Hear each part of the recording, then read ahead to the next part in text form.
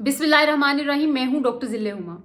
आज हम over thinking के ऊपर बात करने वाले हैं। हम में से बेशुमार लातादाद लोग ऐसे हैं जो हाँ में बेशुमार ऐसी चीज़ों के ऊपर हम सोचते रहते हैं जिनके ऊपर सोचने की ज़रूरत ही नहीं होती, और जो ओवर थिंकिंग हमें नेगेटिवली इम्पैक्ट कर रही होती है। आज की वीडियो में हम ये इसके ऊपर बात करेंगे कि हमारे अंदर जो ओवर थिंकिंग का एक कीड़ा मौजूद है, ओवर थिंकिंग होती क्या है, ओवर थिंकिंग किस तरह से हम डिटर्मिन करते हैं कि ये ओवर थिंकिंग है और उसको ओवरकम कैसे किया जा सकता है।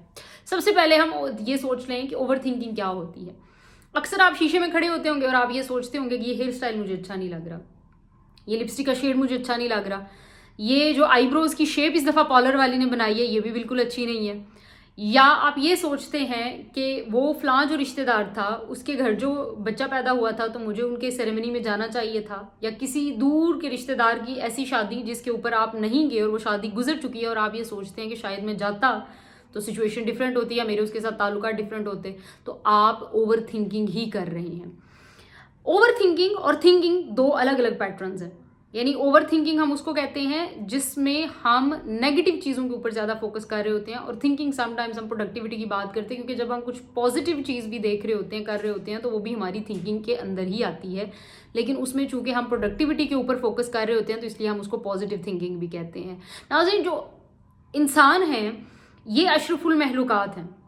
ये सिर्फ अपने दिमाग की वजह से है, वरना थोड़ा बहुत जो दिमाग होता है वो तो कीड़ों के अंदर भी है, वो बिल्ली में भी है, वो कुत्ते में भी है। कुत्ता सूंघ लेता है, जानवर परिंदू तोता भी बोल लेता है, जानवर अपने पेट के लिए जो है वो सिस्टम कर लेते हैं, खाना वाना इकट्ठा कर लेते हैं, खा लेते हैं, और इतना सा दिमाग हर एक के अंदर मौजूद होता है। लेकिन इंसान बाय डिफ़ॉल्ट इस तरह से डिज़ाइन हुआ है कि इंसान को हर वक्त जो है वो किसी ना किसी चीज़ को सोचना होता है, क्योंकि इंसान की जो बेसिक इंस्टिंक्ट है वो सर्वाइवल है।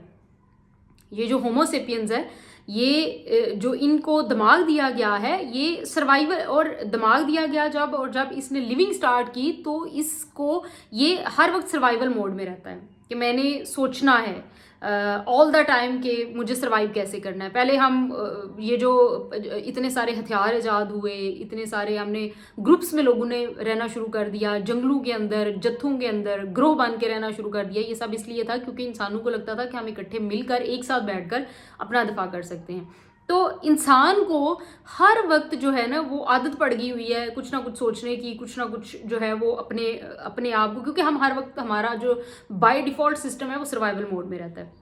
अब हम क्या करते हैं, ओवर थिंकिंग जो है वो हमारे जो पैटर्न्स हैं वो समटाइम्स इतने ज़्यादा वो हो जाते हैं, टॉक्सिक हो जाते हैं कि हमें उसके अंदर प्रोडक्टिविटी नहीं रहती। अब फॉर एग्जांपल मैं एक पूल के किनारे पे खड़ी हूँ और मैं ये सोचूं कि मैंने इसके अंदर छलांग लगाई तो मतलब क्या मेरी कैपेसिटी है कि मैं इसके अंदर छलांग लगा सकूं और उसके बाद सर्वाइव कर सकूं, मैं तैर पाऊंगी।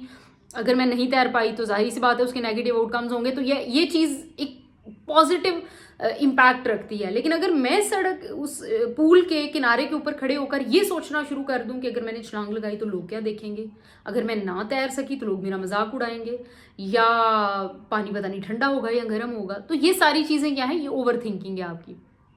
आप में से अक्सर लोग सोचते होंगे कि मेरा इंटरव्यू है, अगर मैंने गलत हो गया तो फिर मेरी तो सिलेक्शन नहीं होगी, और अगर सिलेक्शन नहीं होगी तो फिर क्या होगा, फिर मैं तो नाकाम हो जाऊंगा, मुझे तो जॉब नहीं मिलेगी, मेरा तो सर्वाइवल मुमकिन नहीं होगा। यानी हम सिचुएशन से पहले ही उसको प्रोसेस कर रहे हैं कि इस तरह से होगा। यानी वो एक सर्वाइवल स्ट्रैटेजी है हमारी अपने इनर सेल्फ की, जिसके ऊपर हमारी बॉडी जो है वो चल रही है। तो इससे अपने आप को बचाया जा सकता है, और इससे बचा के हम बहुत सारी चीज़ें हैं जो कर सकते हैं।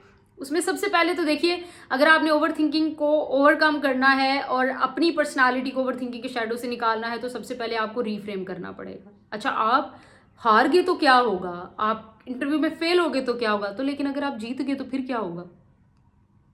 यानी आप पॉजिटिविटी के अंदर फोकस करें, पॉजिटिविटी के ऊपर सोचें। सेकेंड चीज़ ये कि आप ना एक शीट बना लें। आपको जब भी ओवर थिंकिंग आए तो आप उस शीट के ऊपर लिखना शुरू कर दें कि मैं इस चीज़ के बारे में सोच रहा हूँ। अब ये जो ही आप उसको लिख लेंगे ना तो वो आपका ब्रेन, आपका माइंड ऑटोमेटिकली उस चीज़ से निकल आया है। उसके बाद वो आप उस चीज़ के ऊपर सोचना बंद कर देंगे। और सबसे इम्पॉर्टेंट चीज़ ये है कि हम ओवर थिंकिंग करते हैं जब हम पीपल प्लीजर होते हैं, जब हम लोगों को खुश करना चाह रहे होते हैं। लेकिन आप लोगों को खुश करना छोड़ दें। वो किसी ने बड़ा खूबसूरत अल्फाज में ये बयान किया था कि शायद आगे पीछे हो जाए मेरे वर्ड्स, लेकिन उसने कहा था कि तू मेरे बारे में अपनी राय मत बना, मेरा वक्त बदल जाएगा, तेरी राय बदल जाएगी। तो ये जो वक्त होता है, ये जो ही बदलता है, लोग बदल जाते हैं। इसलिए लोगों के बारे में फिक्रमंद होना कि कोई मेरे बारे में क्या सोचेगा, मैं ये करूंगा तो लोग क्या कहेंगे, मैं ये करूंगा तो लोग क्या सोचेंगे, मैं नाकाम हो गया तो लोग क्या करेंगे, मैं खौफजदा हो गया, मैं डर गया, मैं रो पड़ा, लोग क्या कहेंगे।